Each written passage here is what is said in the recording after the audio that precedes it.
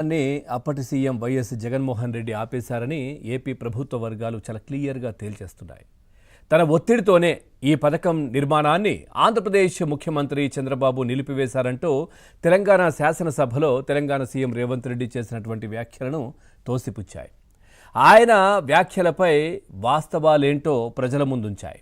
ఇక తెలంగాణ రాజకీయాల్లో భాగంగా రేవంత్ రెడ్డి అలా మాట్లాడి ఉంటారని, అయితే వాటి ఆధారంగా చంద్రబాబుపై కూటమి ప్రభుత్వం పైన వైసీపీ నేతలు చేస్తున్నటువంటి ఆరోపణలు అర్ధరహితమంటూ కూడా చాలా క్లియర్గా స్పష్టం చేస్తున్నటువంటి పరిస్థితి. అంటే వారు ఏదో ఒకటి, అంటే ఎక్కడో ఒక దాన్ని పట్టుకుని దాన్ని కూటమి ప్రభుత్వం పైన లేదంటే చంద్రబాబు నాయుడు గారి పైన ఏ విధంగా బురజల్లే ప్రయత్నం వైసీపీ నేతలు చేస్తుంటారో మనం చూస్తూ ఉన్నాం. ఈ నేపథ్యంలో ఇప్పుడు ఈ అంశాన్ని కూడా పూర్తిగా చంద్రబాబు పైన కూటమి ప్రభుత్వం పైన నెట్టే ప్రయత్నం కూడా జగన్మోహన్ రెడ్డి అండ్ బ్యాచ్ చేస్తూ ఉన్నారు. ఇక జగన్ సీఎంగా ఉన్నటువంటి సమయంలోనే ఈ పథకాన్ని అటకెక్కించారంటూ కూడా పూర్తిగా నాటి పరిణామాలు కావచ్చు, కేంద్రం నుంచి వచ్చినటువంటి ఆదేశాలను సవివరంగా తెలియజేశారు.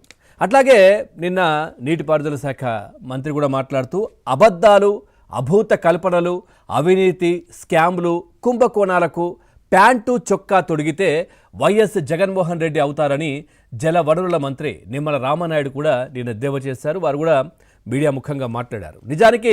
నిజానికి నిబద్ధతకు సీఎం చంద్రబాబు నిలువెత్తు నిదర్శనమని ఆయన చెప్పారు. ఇక జగన్ అవినీతి పత్రికలో ఒక పేజీ అబద్ధాలు అచ్చోసిన రాష్ట్ర ప్రజలను నమ్మే స్థితిలో లేరంటూ కూడా ఆయన నిన్న మాట్లాడుతూ కూడా చెప్పారు మీడియా సమావేశంలో.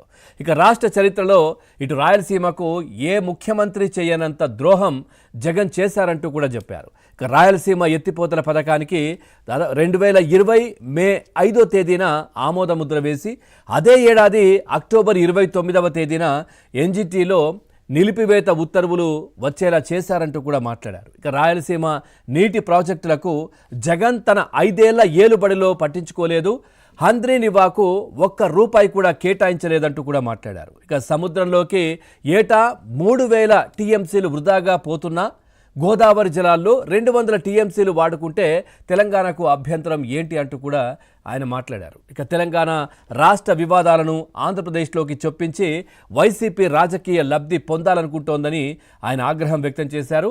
రాయలసీమ ఎత్తిపోతల పథకాన్ని అప్పటి ముఖ్యమంత్రి జగన్మోహన్ రెడ్డి అసలు దాన్ని నిర్వీర్యం చేశారు, పట్టించుకున్న పరిస్థితులు లేవు.